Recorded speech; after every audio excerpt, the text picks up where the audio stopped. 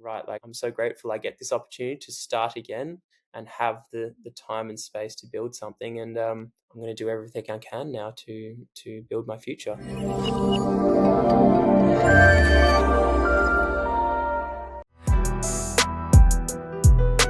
Chris, thanks so much for joining me here today on the Go with Manav.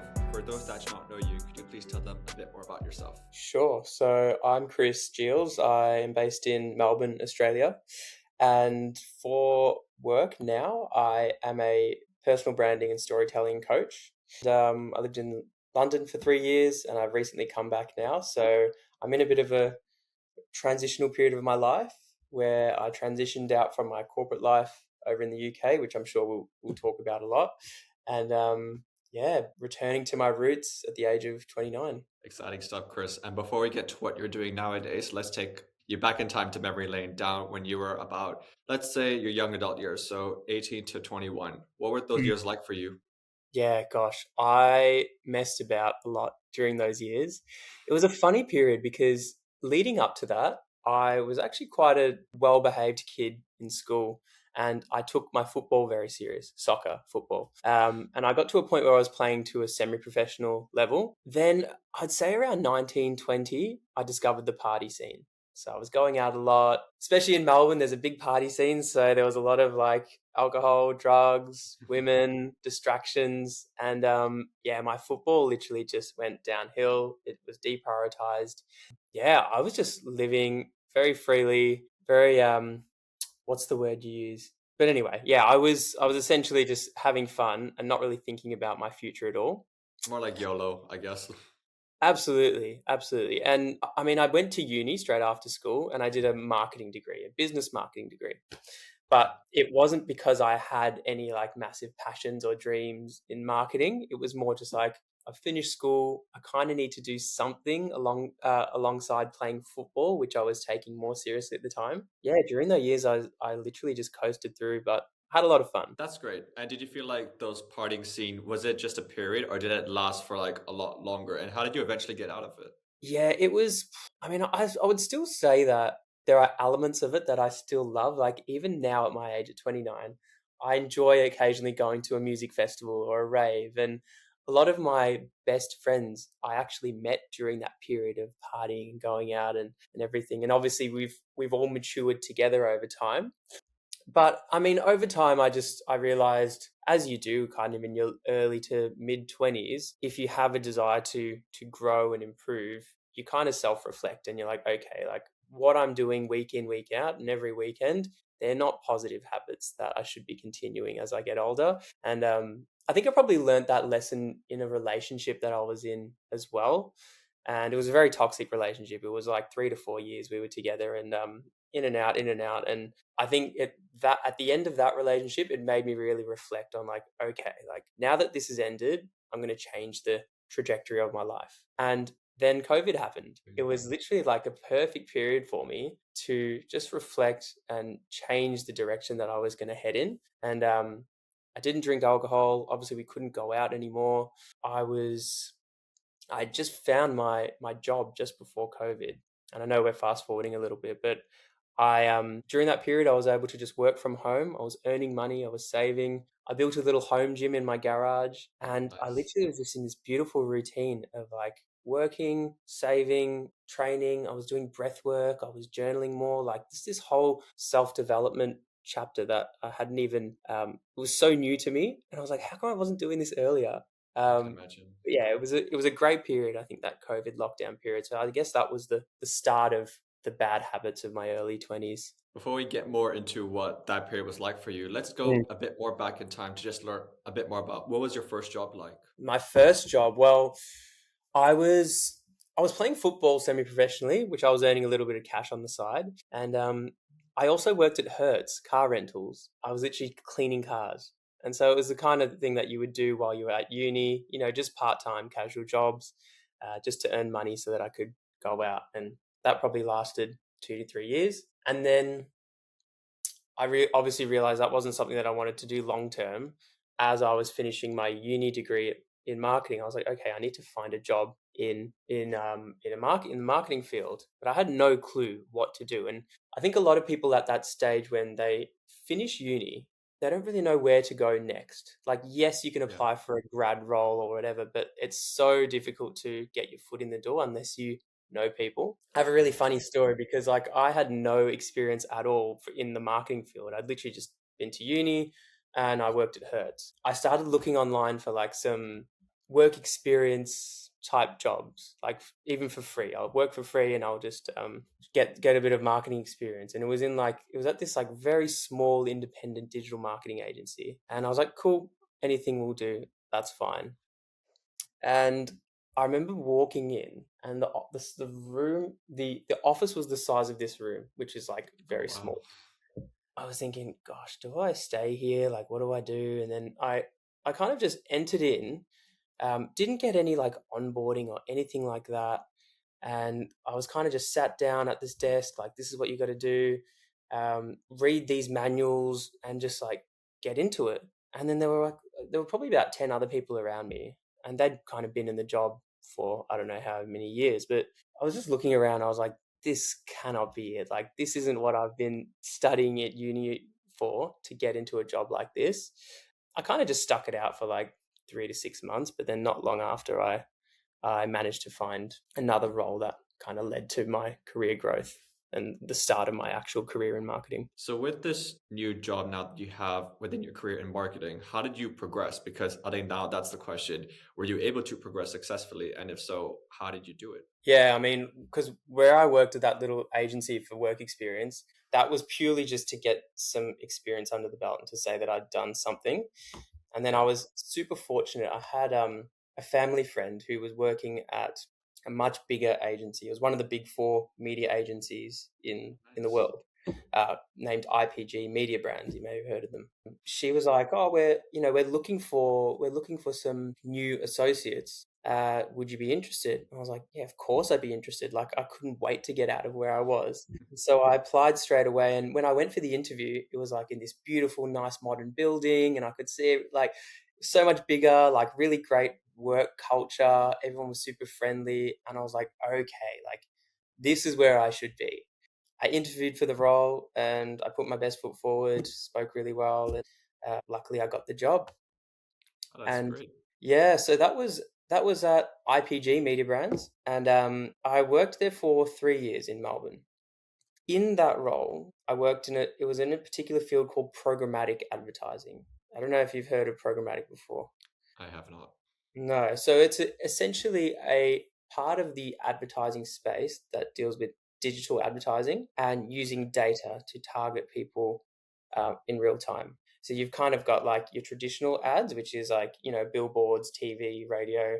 You've got your social media ads, like your Facebook ads, Instagram ads, and then everything else that's digital would sit under programmatic advertising. So it'd be like being targeted ads if you're scrolling on a news feed on your mobile, or you're watching YouTube and you get an ad served, or you're on a desktop and you're scrolling on some news or something like that. So like anything across the open internet that you're able to target people based on cookies and other identifiers that people have online.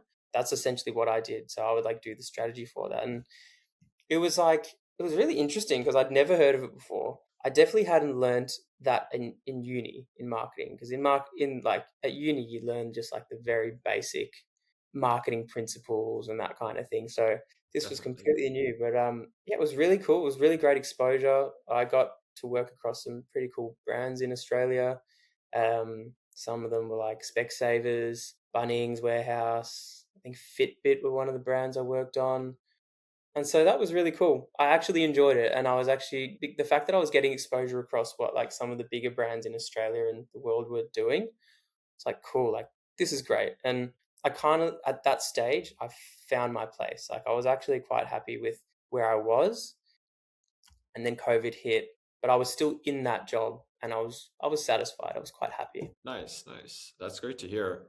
Two parts of the next question. So first part is, did you feel like that job came to you at the right moment? And the second part is kind of going back to what I asked earlier, and that is how were you able to progress, or were you just exposed to different parts of the agency? or Mm. brand company? Well, I was able to progress because what was the first question again? Sorry. The first question was how did it come to you at the right moment, the job? Yeah, so I would say absolutely. And it was at a transitional period where, like I said, I was wanting to get out of the bad habits that I was in. And Yeah. I feel like finding a strong workplace kind of gives you that sense of responsibility that you can't be messing about anymore. Because you know what it's like. If you've got big responsibilities throughout the week, you can't afford to be going out partying Friday, Saturday, Sunday.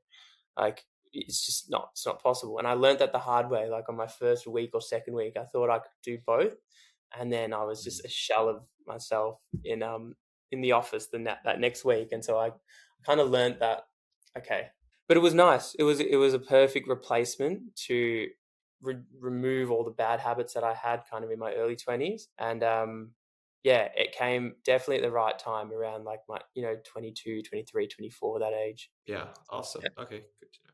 And then in terms of the progression side of things, like I think the fact that I worked those years during COVID lockdown just allowed me the space to knuckle down and focus purely on work because I wasn't doing anything else. Like I was literally just working, and I don't know what else were we doing in lockdown. I can't even remember like what we were doing, but I was just Yeah, training.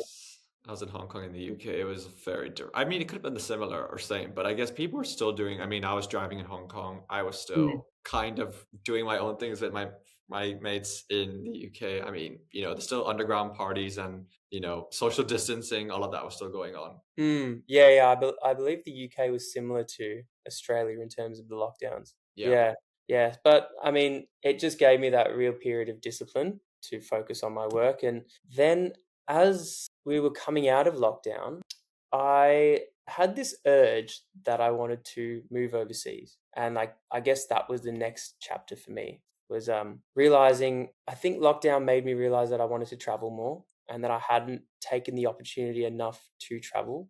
And I think because of those years in my early 20s and my teens, I realized I was just like messing about too much and I hadn't taken the opportunity. And so as soon as lockdown ended, I applied for a transfer with my company at the London office. And I applied for the job. They had a role available. I applied for it, and I got the job. And they literally nice. said to me, "How soon can you start?" And I was like, "How soon do you need me to start?" And they said, "Well, is it possible for you to get over here in a month?" And at this point, I was living on my own in Melbourne. Like I had my own apartment, and I literally had to tell my company in Melbourne, right, I've accepted this job in London, and I had to move out of my apartment, pack up my life, and just head over to London with literally a month's notice. And Wow. then that was the beginning of my chapter in London. So that was in about 2022. So three and a That was half. also that was also when I first moved to London, actually from university in Exeter. I Oh, actually just wanted really? to, yeah. So kind of same time as you. I was September 2022 or late August 2022. Okay. Yeah, yeah, I was Yeah, around April time. that's a good time to move. Yeah, I think London that year, that summer was iconic. It was just so nice weather, Amazing. very hot. Yeah, I still Yeah. remember it too good.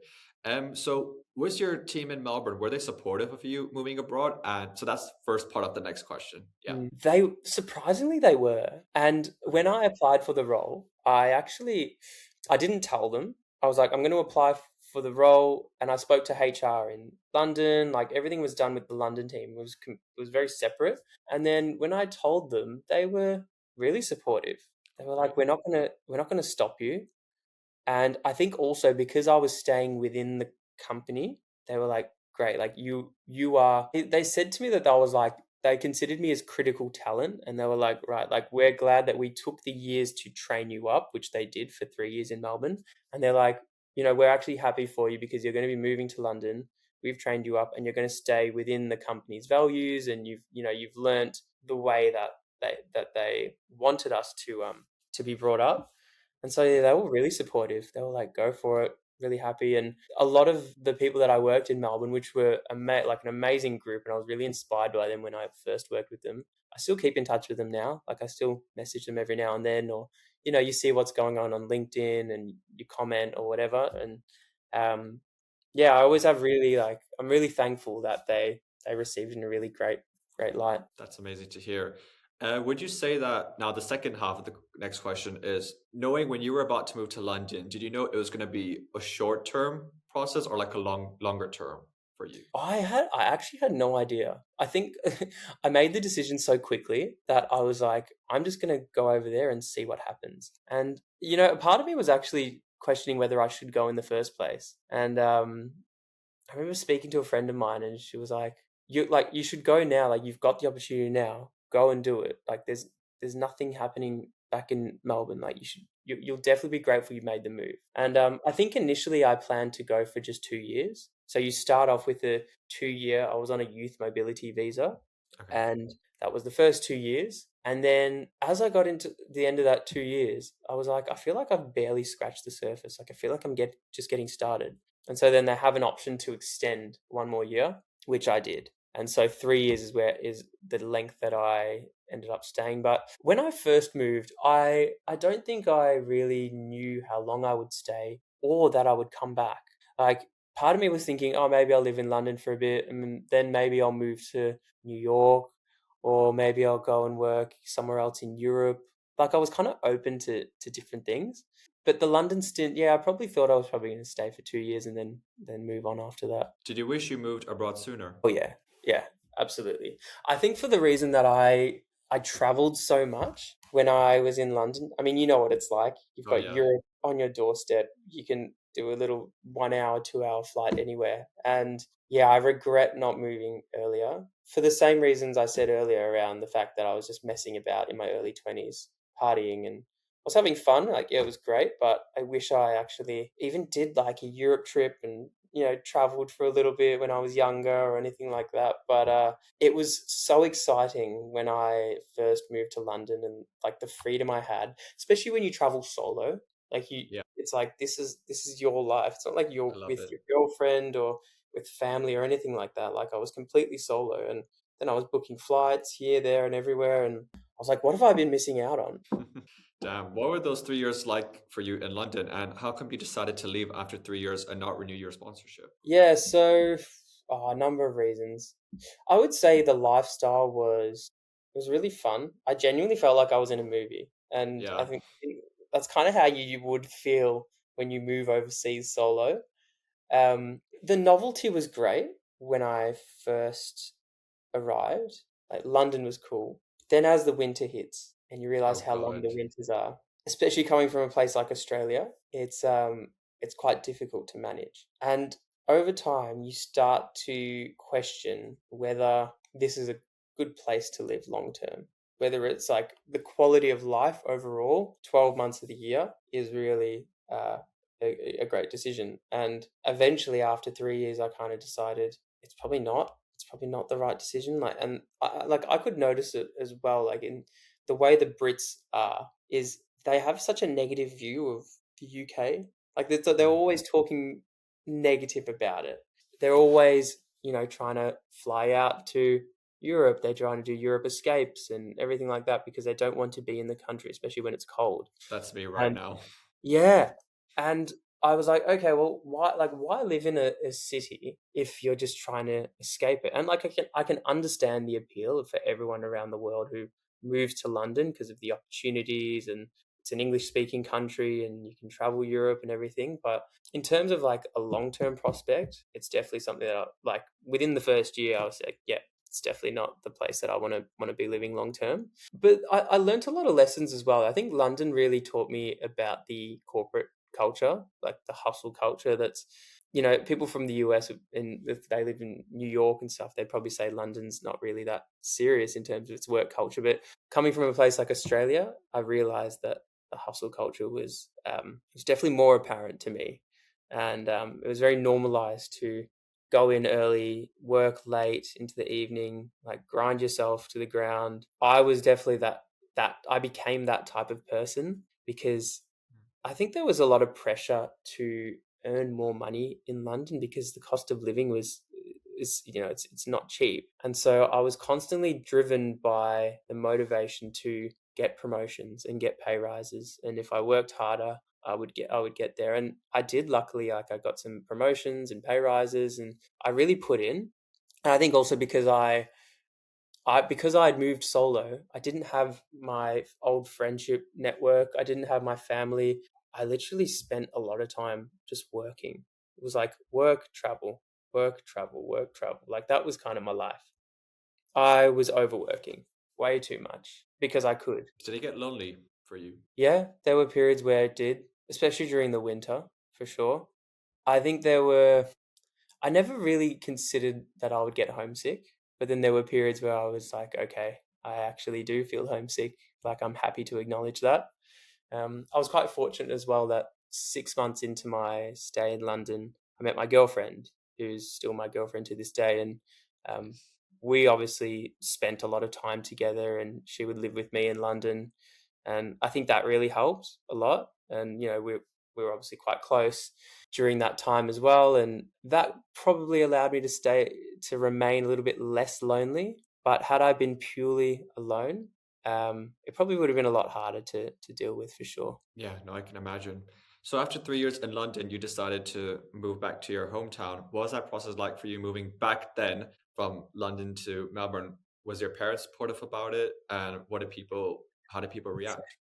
Um, my parents couldn't wait for me to come back, especially my mother because she's very caring. Like she's Italian. Italian mothers, they don't want their son, especially their only son, to be going abroad and doing anything dangerous or anything like that. So she was stoked to hear that I was coming back. But yeah, look, I got to that point where 3 years in, I was like, right, that's it. I had the choice to get a sponsorship and stay on.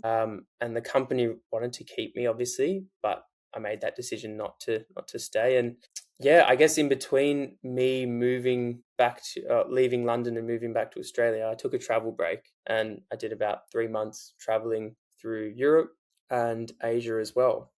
Nice. And I thought, while I'm taking this break, I'm going to create content and I'm going to document the journey along the way. And that was the beginning of my content creation journey. Yeah, I started documenting along the way. And 3 months in, I realized I'd run out of money and I had to come home. And so then I came back to Melbourne, yeah, 3 months later. And yeah, parents were stoked. It was like the middle of winter in Melbourne. So, it wasn't like the kind of period where I'd come back and I'd see all my friends and it would all be a lot of fun. Like it was almost like everyone was in routine mode. My family members were all in, working, busy, same with my friends. And it was kind of like a bit of a dampening feeling. It was like, you'd be living this such a high, especially after leaving my job, Yeah. traveling, pretending to be a travel influencer and then coming home and realizing, fuck, like, what am I going to do now? Like, I actually have to make a decision on where I want to go. And I knew kind of that I was going to eventually build my own business and take content creation really seriously, but I didn't really know it yet. And I kind of felt stuck, like being back in Melbourne, being back home at my parents' house. I was a little bit like, gosh, we're back to square one. And I actually didn't expect to ever be back at that stage. Like I thought Yeah. I would leave London 3 years ago at the age of 25, 26, and then like that was it. And then I'd be off.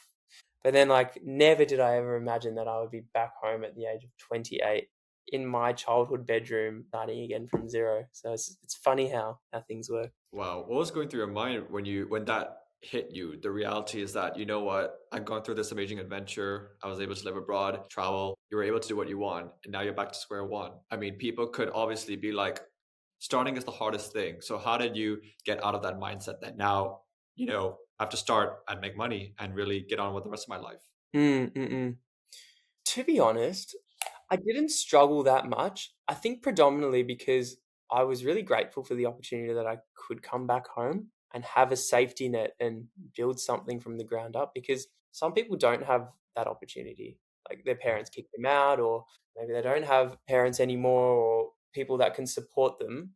But I was like, gosh, like I'm actually quite grateful that I've got parents who can give me a roof over my head and start something from the ground up without having any expenses or anything like that. So it was a little bit of a it was definitely it hurt my ego a little bit, especially after thinking that I'd kind of figured life out and I was kicking so many goals. And or a lot of my friends from Australia and family members were seeing the life I was living in London and they're like, oh my God, Chris is like, he's living the dream. And then coming back, it was it was a bit of a kick in the ass. So that was tough. It was tough, but then I also took it as an opportunity to be like, right, like I'm so grateful I get this opportunity to start again and have the time and space to build something. And I'm going to do everything I can now to build my future. Exactly. That's great to hear, Chris. And what are you up to nowadays? Yeah, so now I am a personal branding and storytelling coach for the online space. So, and that kind of came from me documenting my journey, and people became quite inspired. Like I'll have to say, from the growth in my following of the journey that I was going on. And it was a particular technique in storytelling that I lent into, this verbal storytelling type of content. And people were resonating with my journey, with the fact that I said no to continuing my corporate life in London, that I'm building something more. And then I think a lot of people, especially men, maybe in their 20s to 30s, were resonating with what I was doing because they see themselves in that journey as well. I primarily just started documenting my journey and building my own personal brand. And then as I grew a big enough following, had a mentor of mine who he's based in the UK. Well, he was born in the UK, but he travels around the world. His name's Louis Armstrong. You may have heard of him. He's a YouTuber. He was actually coaching me when I was like in the UK, starting to get into content creation. He was really supporting me as I transitioned out of my 9 to 5. And he said, Chris, like you're a really good storyteller. You should start to coach others in storytelling. And I never even thought of the idea. I was like, I didn't know what I wanted to do after my 9 to 5. And then I thought, okay, well, I'm just going to give it a go and see what happens. 6 months later now, since having come back to Melbourne, I coach various different people in different niches on building their personal brand and using storytelling as the vehicle to growing their audience and driving more sales, more clients, more leads, whatever their end objective is, but purely branding themselves better as a personal brand. Yeah, well, I feel like we're only just at the start now. Like there's still a lot to go on with as we head into this year. I'm definitely enjoying the process now of running my own business and coaching people and feeling really fulfilled when I see them getting results. That's great to hear, Chris. How did you put yourself out there as a coach at first? Because obviously you were probably wondering, now I'm back home, I gotta, want to start my own thing. How do I get people to register, get interested? How did you go about with that? You know what it was?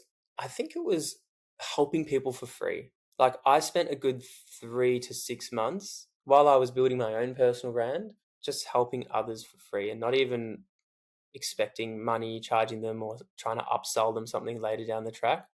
So I had a lot of conversations with people and I was just giving them advice like try this, like post this type of content, or hey, let me review your script and I'll refine it, or little things like that. Then over time I started running like seminars, masterminds, like online videos and webinars and that kind of thing. And the people, there seemed to be a fairly large chunk of my audience that wanted to learn how to tell better stories and build their own following for their personal brand.